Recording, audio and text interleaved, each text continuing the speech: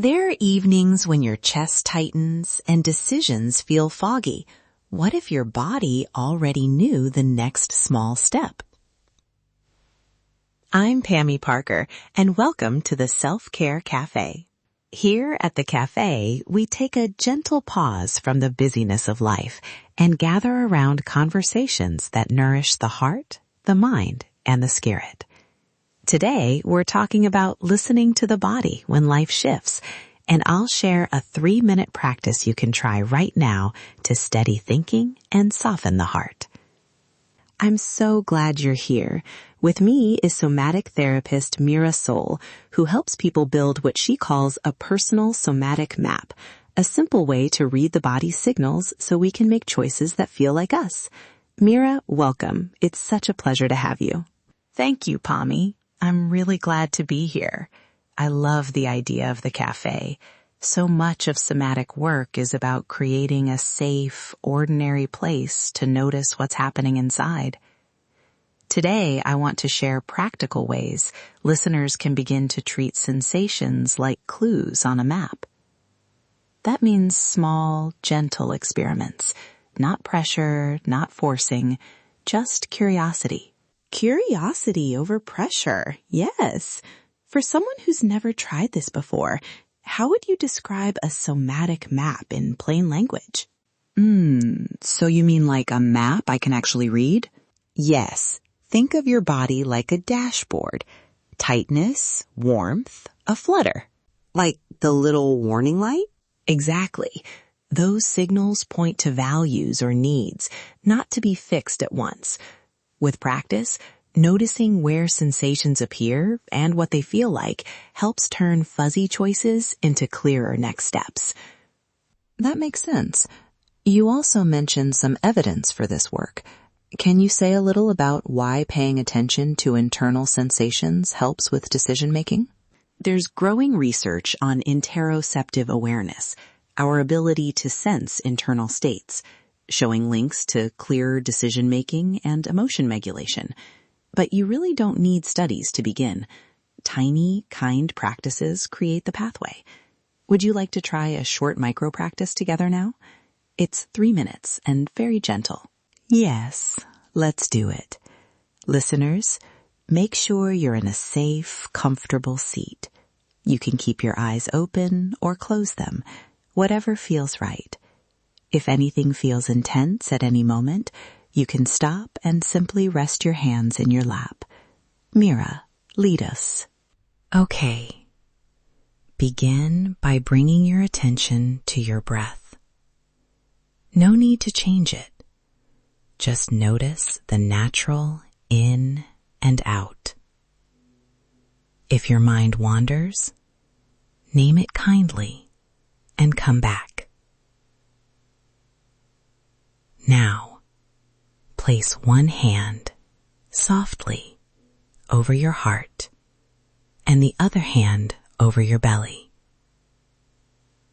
Feel the gentle weight of each hand. That simple touch is an anchor. As you breathe, scan for one sensation, maybe warmth, maybe tightness, maybe a flutter. Don't try to change it. Just notice where it is and what it's like. If you find a word that fits, tired, tense, curious, hold it gently. I notice a kind of soft tightness under my ribs, like mild alarm.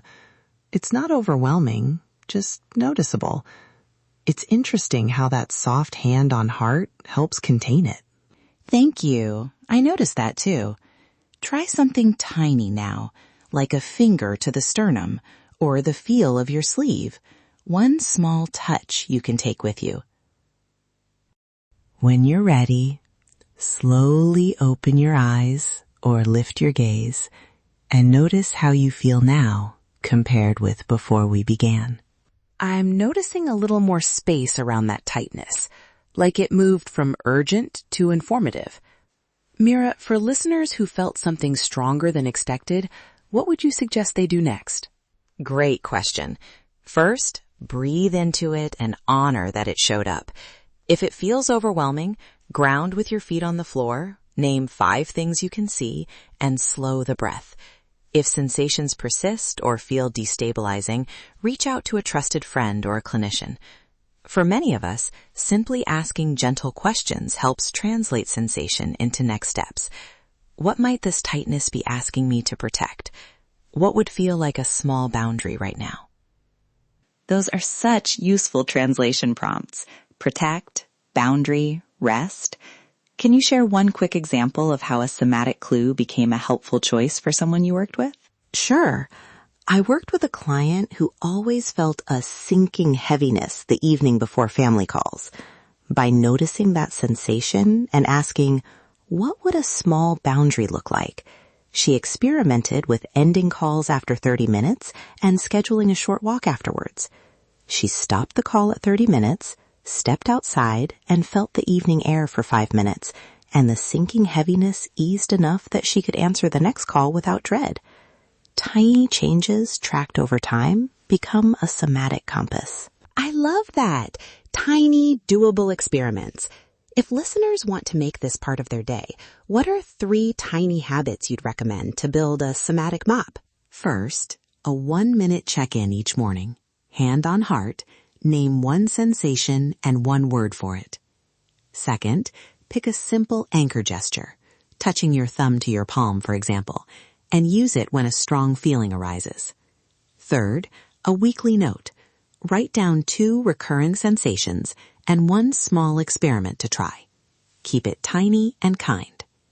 Over weeks, patterns start to emerge. Those feel doable. 1 minute, an anchor, and a weekly note. For anyone who wants more guidance or the practice script, where can they find the resources you mentioned? We've put a short printable 1-page reminder and an extended script on the Self-Care Cafe website, including links to safe support if somatic work brings up strong emotions. You'll find it on the episode page. Simple downloads to keep at your bedside or in your planner. Before we close, any last thought for someone who's hesitant to try because they worry they won't do it right? Perfection isn't the point. Curiosity is. Even a single gentle check-in shifts the relationship you have with yourself from fixing to listening. Treat it like a conversation, not a test. Small kindnesses over time create real steadying effects. Thank you, Mira. This has been so clarifying and practical. Listeners, if you tried the practice, notice 1 small difference you experienced, even if it's tiny. Then try one of Mira's tiny habits this week. Visit selfcarecafe.com to find the practice page, the printable 1-pager, and links to support if you need them. Come as you are, leave nourished. Thank you for listening. I'm Pammy Parker. Be gentle with yourself until we meet again.